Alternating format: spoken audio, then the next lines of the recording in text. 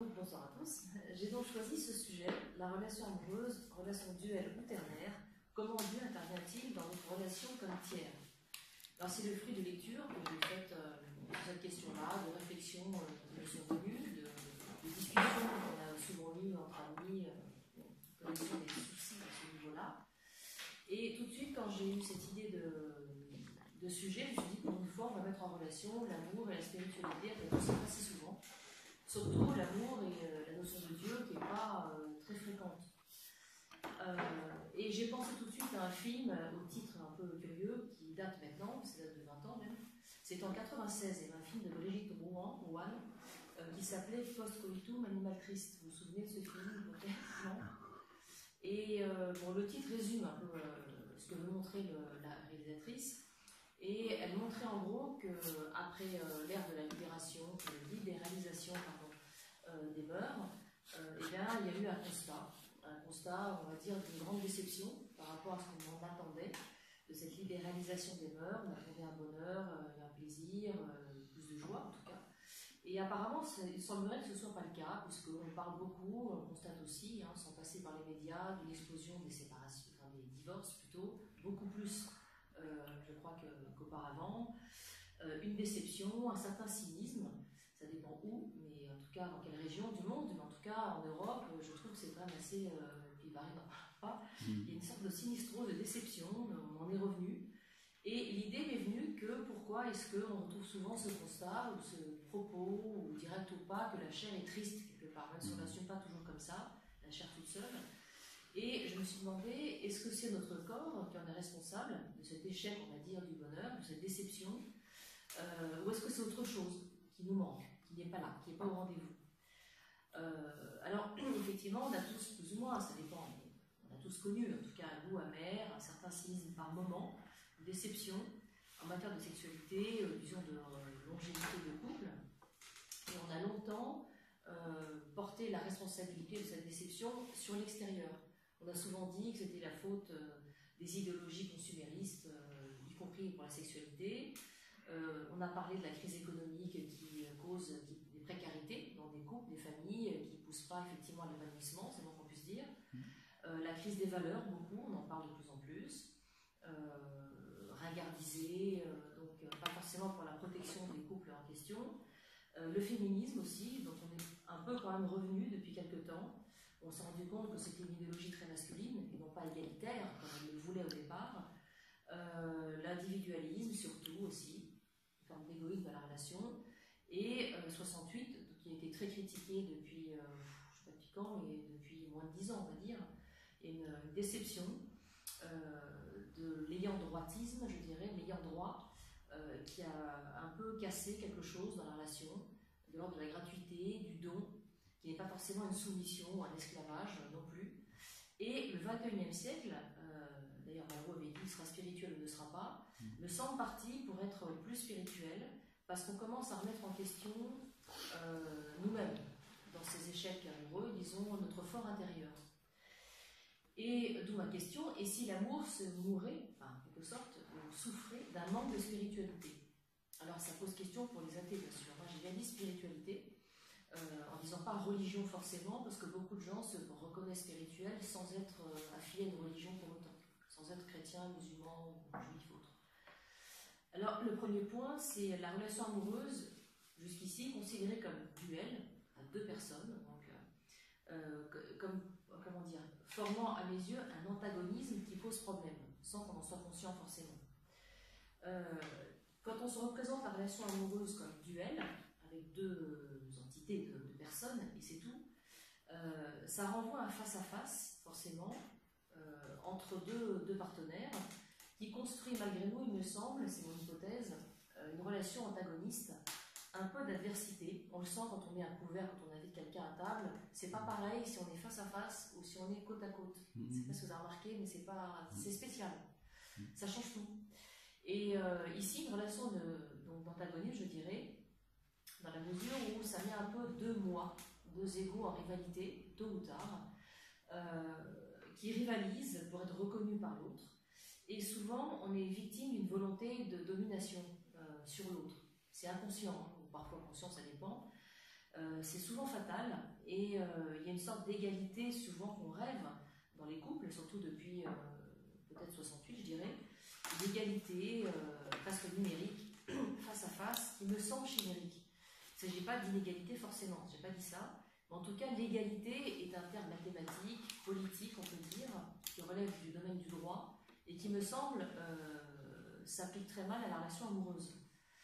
Je veux dire par là que ça nous précipite assez vite dans un gouffre. C'est celui qu'on a tous vécu, j'imagine, hein. Peut-être pas pour les chanceux, mais dans celui de la solitude à deux. Une solitude à deux, ou d'une relation qui devient vite un non-sens, où on se demande juste qu'est-ce qu'on fait ensemble, on se le demande comment est-ce qu'on a pu tomber amoureux. Et la solitude à deux me pose question, je me demande si elle n'est pas le symptôme de quelque chose, que j'appelle quelque chose pour l'instant, qui manque, qui n'est pas là. Comme si être deux ne suffisait pas dans cette relation, être deux humains, uniquement humains, deux chairs, était vraiment quelque chose un piège quelque part. Alors la relation duel, amoureuse, dont j'ai dit renvoyer chacun à son moi, à son ego, c'est-à-dire renvoie chacun à l'image qu'on se fait de nous-mêmes et que l'autre vient détromper. Dès qu'on est deux, surtout en amour, en amitié c'est un petit peu le cas, mais surtout en amour, l'autre nous renvoie tôt ou tard une image de nous qui n'est pas du tout l'image qu'on a de nous-mêmes. Bon, déjà, ça c'est un peu normal, mais c'est pas forcément bien vécu. Et on n'a pas de béquille par rapport à ça quand on est juste lui et moi. C'est-à-dire que parfois, quand cette image de nous-mêmes est remise en question par la présence de l'autre, sa différence, ça peut blesser, ça peut énerver, ça peut être cause de conflit, ça peut être un sentiment d'incompréhension dont on ne se remet pas jusqu'à se séparer, par exemple. Et peut-être que la relation de couple, d'où parfois des gens qui restent célibataires souvent ou longtemps, ça peut être aussi la plus grande blessure narcissique qui soit. C'est pas évident, on croit se réparer, parfois ça nous fait plonger dans des blessures de l'enfance, du passé, beaucoup plus que quand on est seul et peinard, si je puis dire, et c'est pour ça que c'est pas aussi simple. Alors le psy ne joue pas tout, ça se saurait sinon, donc il manque encore ce troisième terme à mon avis, parce que la mise en cause qui est en jeu quand on est deux, et uniquement tous les deux égaux face à face, c'est quand même le sentiment de toute puissance, qu'on a tous plus ou moins quand on est seul, qui est vraiment mis à mal dans le couple.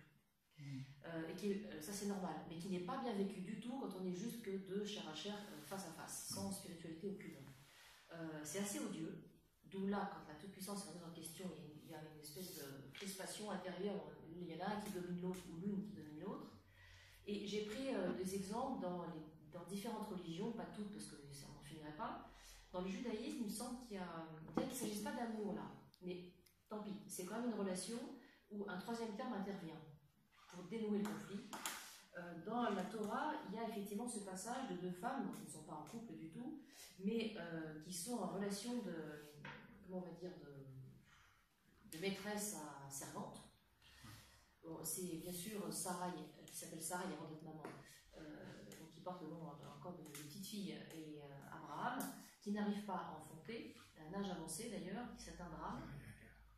C'est un drame, et à l'époque, le polythéisme, la polygamie, était, disons, courante, et Sarah va même jusqu'à proposer à sa servante égyptienne Agar de porter l'enfant de son mari, donc d'avoir une relation avec lui, pour qu'il y ait un enfant, un descendant. Donc elle s'exécute, et une fois que l'enfant, donc Ismaël, naît d'Abraham et d'Agar, vous savez, donc Sarah est très jalouse, elle ne le supporte pas de voir cet enfant, et du coup elle chasse sa maîtresse, sa servante, Agar, dans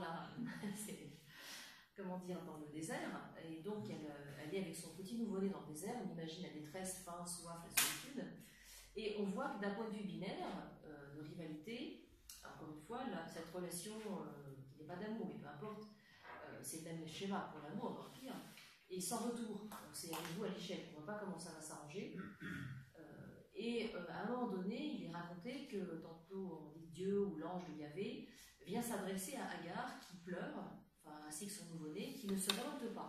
On remarque qu'il n'y a pas de révolte, il n'y a pas de cri de colère contre Dieu, elle pleure dans la détresse, dans la vulnérabilité, et donc cet ange fait jaillir un puits de ce désert, ce qui est complètement impossible. l'eau est le synonyme de la vie, et souvent associé au féminin, à la femme. Et donc il y a une injonction, outre le fait qu'il la sauve de la soif, ainsi que le nouveau-né, à retourner chez sa maîtresse, Sarah, malgré les mauvais traitements qu'elle a subis, ce qui est un comble. Et le texte ne dit pas qu'elle ne veut pas, qu'elle refuse, ou qu'elle elle écoute cette voix, cette inspiration, ou Dieu comme on veut, elle accepte, et le texte précise que ce retour se passe bien, et que quand les enfants, entre-temps, Sarah, je ne sais plus à quelle période, enfin, est tombée enceinte aussi, comme par hasard, et elle enfante donc d'Isaac, et les deux enfants qui ont peu d'écart, Ismaël et Isaac, jouent ensemble, parfaitement bien, sans rivalité, sans que ça pose problème. Donc il n'y a pas de sentiment de rivalité entre les enfants, ils sont indifférents au sentiment d'élection promis à l'un et à l'autre, enfin, les deux fratries, juive et celle d'Agar. Et surtout, ce qui est intéressant, c'est de voir qu'il y a un fruit qui a jailli d'une capitulation, quelque part. La capitulation d'Agar, qui aurait pu se révolter et dire que c'était elle qui lui a demandé de porter cet enfant, que cette jalousie n'a pas lieu d'être, ce qui est vrai. Et la capitulation ici, c'est pas la dignité qu'elle perd, mais c'est son ego. Le troisième terme, alors Dieu ou l'ange de Dieu, on ne sait pas.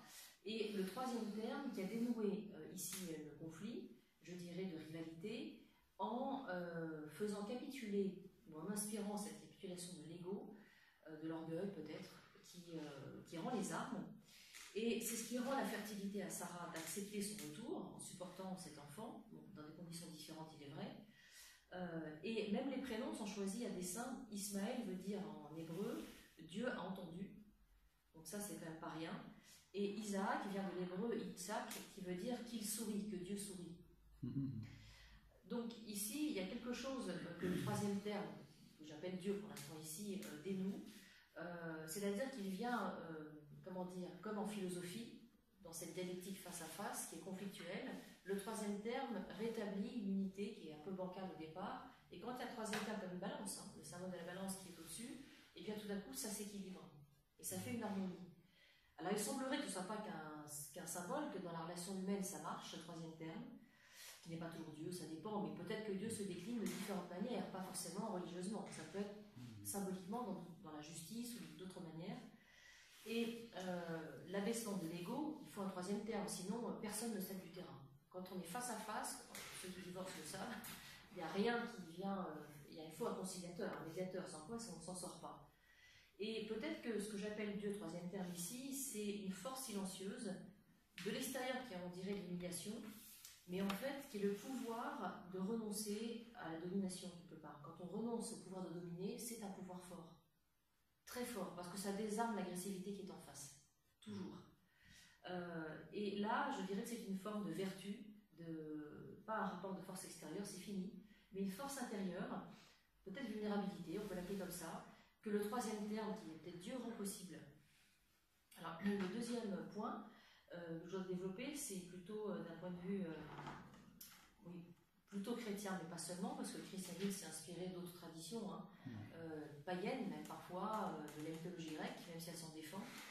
Une dimension chrétienne de l'amour, alors qui n'est pas propre au christianisme, ça aussi on en est revenu maintenant, on ne dit pas ça, mais disons plus ternaire qu'ailleurs. Il y a vraiment la Trinité qui n'est pas là pour rien, qui insiste plus, même si je pense qu'elle est ailleurs aussi. Elle est dans le judaïsme, mais elle n'est pas assumée comme telle, pas dans les mêmes termes. Alors c'est vrai qu'on a pensé la Trinité au sein du christianisme comme un seul Dieu, beaucoup ne comprennent pas, mais qui se décline, il me semble, c'est pas facile à expliquer ou à comprendre non plus, en 3 facettes, parce que Dieu a plusieurs facettes, une infinité de facettes. Bon, le christianisme insiste sur 3 facettes qu'elle a appelées, alors à mon avis à tort, c'est très dogmatique, le Père, le Fils et le Saint-Esprit. Mais il me semble, c'est mon interprétation et d'autres, mais c'est pas forcément, je sais rien, une vérité, mais que c'est pas forcément dogmatique. Je pense que c'est vivant en fait. Il s'agit de relations où Dieu est là entre les humains. Moi, ça me parle plus en ces termes-là que comme des dogmes.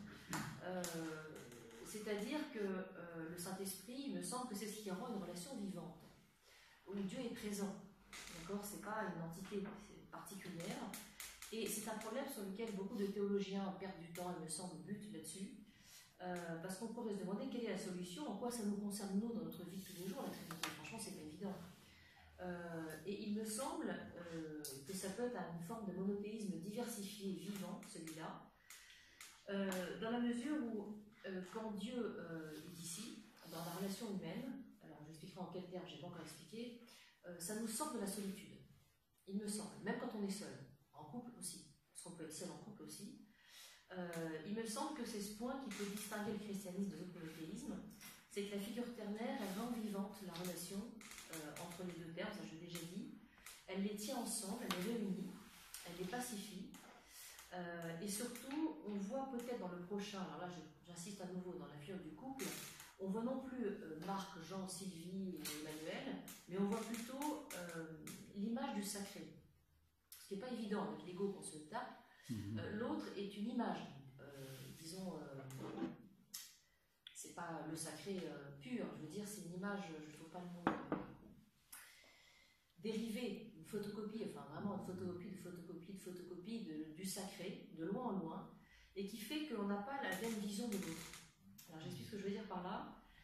Si on est capable de comprendre que l'amour, et d'y croire, ne vient pas que de nos hormones, mais qu'il vient, ne vient pas de l'homme, si on accepte l'idée qu'il vient du divin, alors on voit en quoi Dieu a parcouru une voie d'amour pour descendre jusqu'à notre couple. Alors je suis obligée de faire appel à un mythe là, parce que c'est pas très clair. Si on fait allusion par exemple à l'explication que donne Platon dans le banquet de l'amour, à mon avis il explique de façon fictive quelque chose qu'on ne peut pas expliquer autrement, de plus parlant que ce que les religions en disent, je trouve. C'est l'idée que, eh bien, si on tombe amoureux de quelqu'un, c'est pas un hasard, ça n'est pas non plus les hormones, ça n'est ni hasard ni hormones, c'est l'idée que on s'est connu dans une vie antérieure, soit qu'on formait une seule personne, c'est-à-dire un être androgyne à l'époque, mais d'un point de vue psychique, pas sexuel du tout comme on le dit aujourd'hui dans le genre, un individu où hommes et femmes étaient collés dos à dos, avec donc 4 jambes et 4 bras, et comme ils ont abusé de leur pouvoir divin, on imagine que c'est l'ego et l'orgueil. Zeus les a punis, je ne suis pas sûre que c'est une punition, en tout cas les a séparés pour les affaiblir, en deux sexes différents, disons, distincts, et du coup, quand ils s'incarnent dans un corps, ils ont oublié toute cette histoire, et par contre, ils ont une nostalgie, un très vague souvenir, qui n'est plus physique maintenant, on a tous changé d'apparence, de leur autre moitié qu'ils recherchent. Et cette autre moitié est séduisante comme idée parce que ça explique pourquoi lui, pourquoi elle. On ne sait pas, on sait qu'on est amoureux, on a des points communs ou pas, mais on ne sait pas pourquoi, parfois on ne sait pas pourquoi lui plutôt qu'un autre. Il me plaît, elle me plaît, mais pourquoi? On ne sait pas, c'est comme ça, c'est une évidence, c'est comme ça, ou plus ou moins, c'est évident. Et alors Platon, lui, dirait parce que vous vous êtes déjà connus dans une vie antérieure, peut-être sous une autre forme physique évidemment, sans qu'on le verra tout de suite, et c'est ce qui explique pourquoi on tient à l'autre malgré tout, au-delà du mérite, au-delà de tout, au-delà du bon sens, de la logique, de la rancœur qu'on pourrait avoir. C'est comme ça. Ça continue quand même. Alors, si l'amour vient de plus haut que nous-mêmes, si ça pas seulement les hormones, bien sûr, c'est un peu triste là. Je vais penser au film dont je parlais au début.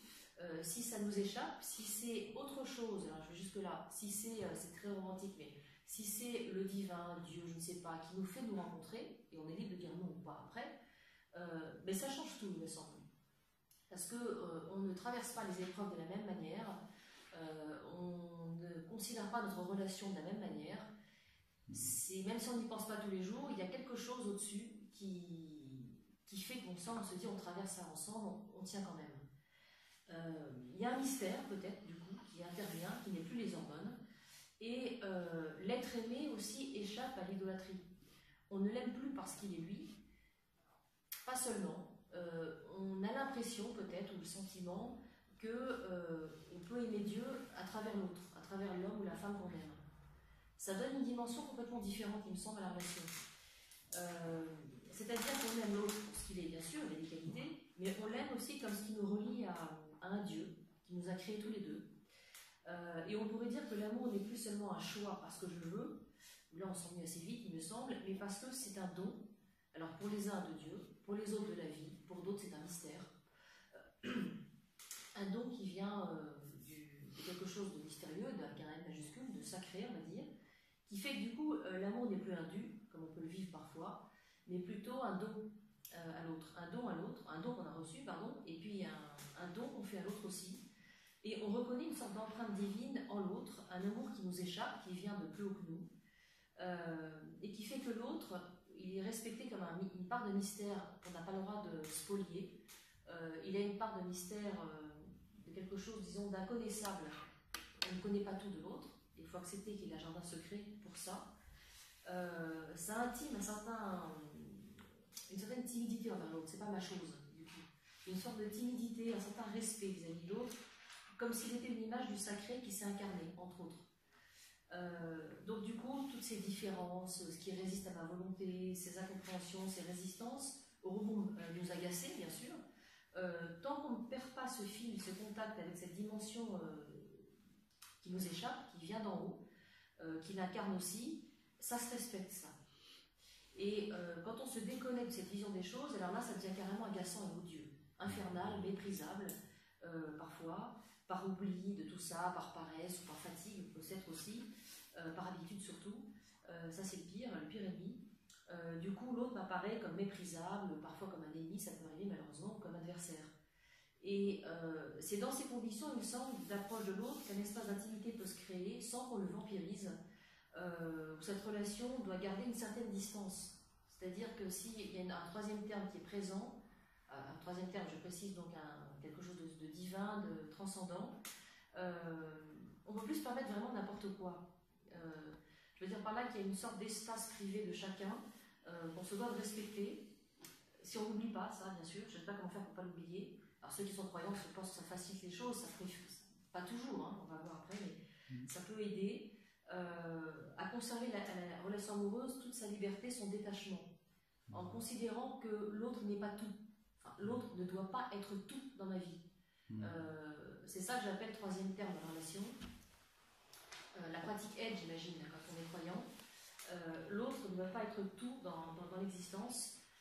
Et là, j'ai envie de citer effectivement, Anselm Grün, qui a un livre qui est écrit, qui s'appelle donc Ce qui entretient l'amour, relations humaines et spiritualité. Et une petite page, mais je trouve qu'il explique très bien ça, sur le mystère de l'autre. Je crois que c'est celui-là. Il dit, alors, tous les auteurs spirituels, qu'ils soient chrétiens, bouddhistes ou hindouistes, parlent d'attention et de respect. Au premier chef, c'est Dieu que nous respectons. Mais il est indispensable, précisément dans la sexualité, de respecter le mystère de l'autre. On trouve ces mots chez Afra Ben, une dramaturge anglaise du XVIIe siècle. L'amour cesse d'être un plaisir lorsqu'il cesse d'être un secret. Si, dans la relation sexuelle, j'oublie le mystère de l'autre, elle se réduit alors à un exercice de gymnastique. Le don de soi ne réussit vraiment que si je respecte le partenaire, si je prends en compte son mystère, ce qui est finalement l'expression d'une profonde spiritualité. La sexualité en soi a donc besoin de spiritualité pour être un plaisir de longue durée et pas seulement la production ennuyeuse d'orgasmes. La dimension spirituelle de la sexualité consiste en ce que j'ai toujours en tête que le don de moi-même à l'autre est un don à la vie et en fin de compte à l'amour. Et il dit un peu plus loin, dans le don de soi réciproque perçu comme ça, il s'ouvre et se dévoile à l'autre, chacun apprenant ainsi à connaître l'unicité de l'autre dans l'intimité la plus profonde de son être. Lorsque l'homme reconnaît sa femme, enfin pas seulement l'épouse, mais sa femme dans l'acte sexuel, il perce pour un instant son mystère et l'approche non pas seulement charnellement, mais aussi psychiquement et spirituellement. Il reconnaît son être à elle-même et en même temps se reconnaît mieux lui-même. Et oui, et j'oublie, pour l'Ancien Testament, la sexualité a donc affaire avec la connaissance du mystère de l'homme et de la femme. Malheureusement, la morale chrétienne qui s'est polarisée surtout sur le péché dans la sexualité nous a fait perdre de vue cette notion de connaissance. Alors ça, c'est ce qui me paraît important. Le troisième terme ici ajoute à la relation simplement sexuelle une connaissance, je dirais, c'est pas évident, une connaissance de ce qu'il appelle un mystère.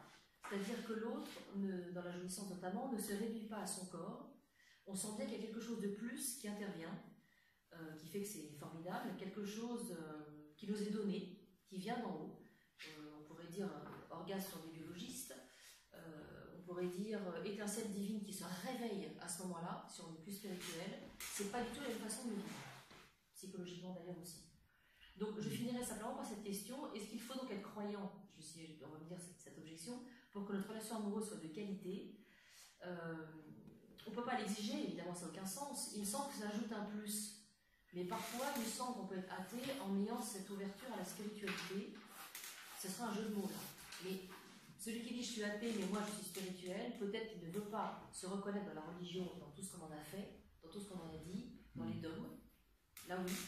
Mais il croit quand même en Dieu. Même s'il dira, moi je suis agnostique, il est anticlérical souvent, plus que athée. En tous les cas, il me semble que la philosophie parle de tout ça avec d'autres mots, jeux de mots tout simplement. Elle parle de dialectique pour la relation duelle. Elle parle, Hegel en a très bien parlé d'une relation de rivalité maître-esclave double. Et quand la dialectique introduit un rapport triple, on est dans une dialectique qui est plutôt harmonieuse, qui a une unité.